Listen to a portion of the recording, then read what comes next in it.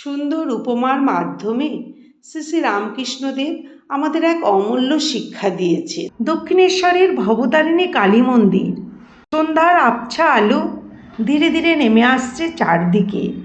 মা ভবতারিণীর আরতি ও পূজা সদ্য সমাপ্ত হয়েছে। মন্দির প্রাঙ্গণে গঙ্গার দিক থেকে আসা শীতল বাতাস পরিবেশকে আরও শান্ত ও পবিত্র করে তুলেছে। মন্দিরের প্রাঙ্গণে একটি খাটিয়ার উপর বসে আছেন পরমহংস শ্রী শ্রী রামকৃষ্ণদেব। তার চারদিকে বসে আছেন তার প্রিয় শিষ্য ও ভক্তরা, নরেন্দ্রনাথ, রাখাল, বাবুরাম, লাটু, আরও অনেকে।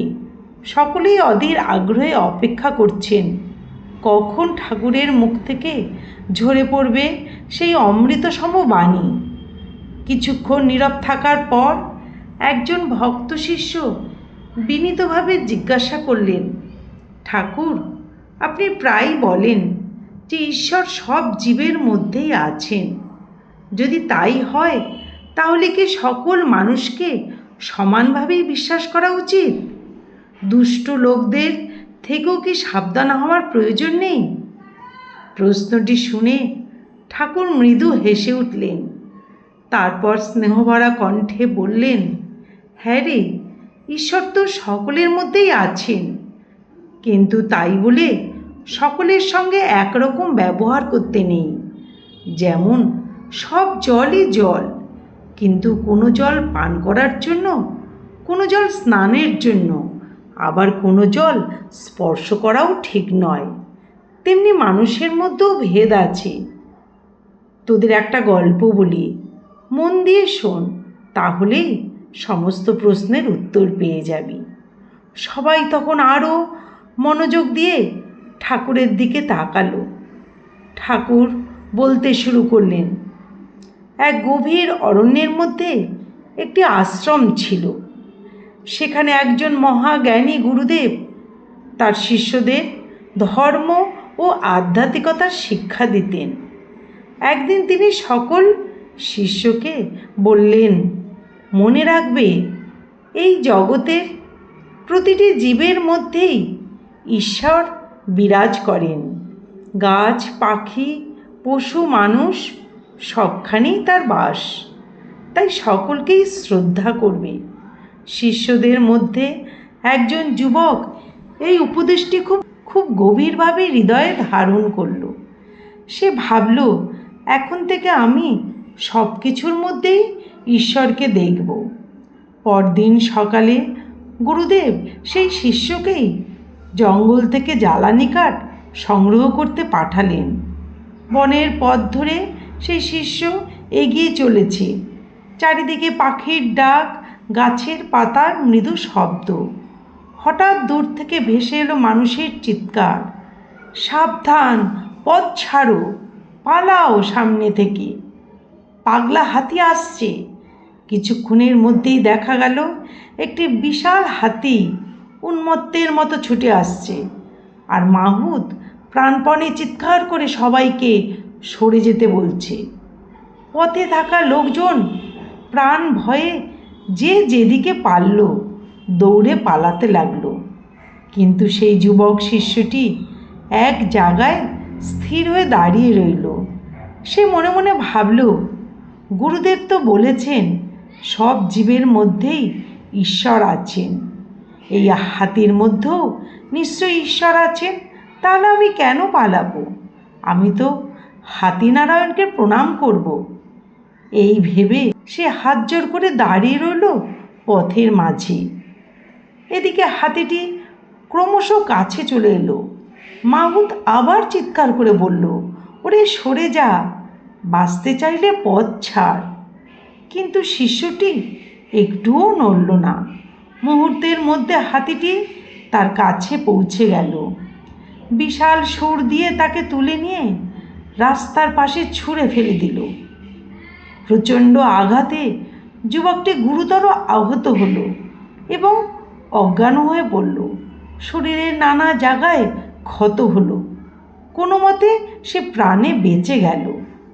খবর পেয়ে গুরুদেব ও অন্যান্য শিষ্যরা সেখানে ছুটে এলেন। তারা তাকে আশ্রমে নিয়ে গিয়ে সেবা শুশ্রূষা করতে লাগলেন। কয়েকদিন পরে যখন তার শরীর ঠিক হয়ে গেল এবং আস্তে আস্তে সুস্থ হয়ে উঠল, গুরুদেব তখন স্নেহভরে সেই শিশুকে জিজ্ঞাসা করলেন, বাবা, সবাই যখন পালিয়ে গেল তখন তুমি দাঁড়িয়ে রইলে কেন? শিষ্যটি সরলভাবে উত্তর দিল, গুরুদেব, আপনি তো বলেছিলেন সব জীবের মধ্যেই ঈশ্বর আছে, তাই আমি হাতিনারায়ণকে প্রণাম করছিলাম। ভেবেছিলাম তিনি আমাকে আঘাত করবেন না। এই কথা শুনে গুরুদেব মৃদু হেসে বললেন, বাবা, হাতির মধ্যে যেমন নারায়ণ ছিলেন তেমনি মাহুতের মধ্যেও তো নারায়ণ ছিলেন। তাহলে মাহুত নারায়ণ তোমাকে বারবার সরে যেতে বলেছিলেন, কেন তুমি তার কথা শুনলে না? শিষ্য তখন অবাক হয়ে গুরুদেবের মুখের দিকে তাকিয়ে রইল। গুরুদেব আবার বললেন, ঈশ্বর সর্বত্র আছেন, কথা অবশ্যই সত্য, কিন্তু ঈশ্বর আমাদের বিবেকও দিয়েছেন। শুধু ভক্তি থাকলেই হবে না, সঙ্গে বুদ্ধিও থাকতে হবে। যে সতর্কবার্তা দেয় তার কথাও আমাদের শুনতে হবে আর জানতে হবে। এই কথাটি শুনে শিশুটি নিজের ভুল বুঝতে পারল। সে উপলব্ধি করল যে আধ্যাত্মিকতা মানে অন্ধভাবে সব কিছু গ্রহণ করা নয়, সত্যকে উপলব্ধি করার সঙ্গে সঙ্গে সঠিক বিচার বুদ্ধিও আমাদের থাকা প্রয়োজন। গল্পটি শেষ করে দক্ষিণেশ্বরের সেই পবিত্র সন্ধ্যায় ঠাকুর চারপাশে বসে থাকা ভক্তদের দিকে তাকিয়ে বললেন, দেখ, সকলের মধ্যেই ঈশ্বর আছেন, কথা ঠিক, কিন্তু তাই বলে বাঘকে জড়িয়ে ধরতে নেই। দূর থেকে প্রণাম করবে, কিন্তু সাবধানে থাকবে। দুষ্টু লোকের মধ্যেও ঈশ্বর আছেন, কিন্তু তাদের সঙ্গ করলে নিজের ক্ষতি হতে পারে। তাই ভালোবাসবে সকলকে, কিন্তু চলবে নিজের বিবেকের আলোয়। ঠাকুরের এই কথা শুনে সকল ভক্ত নীরবে মাথা নত করলেন।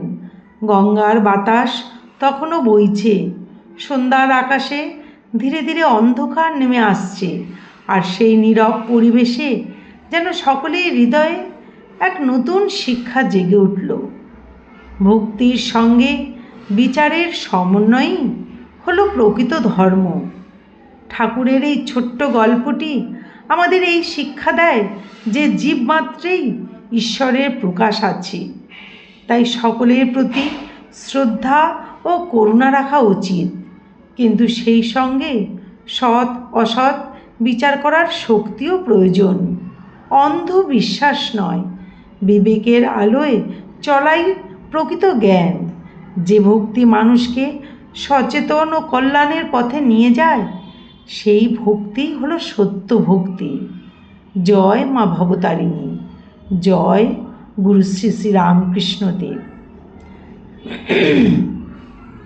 এরকম শিক্ষামূলক ও ভক্তিমূলক ভিডিও পেতে কৃষ্ণপ্রেম চ্যানেলটি সাবস্ক্রাইব করুন।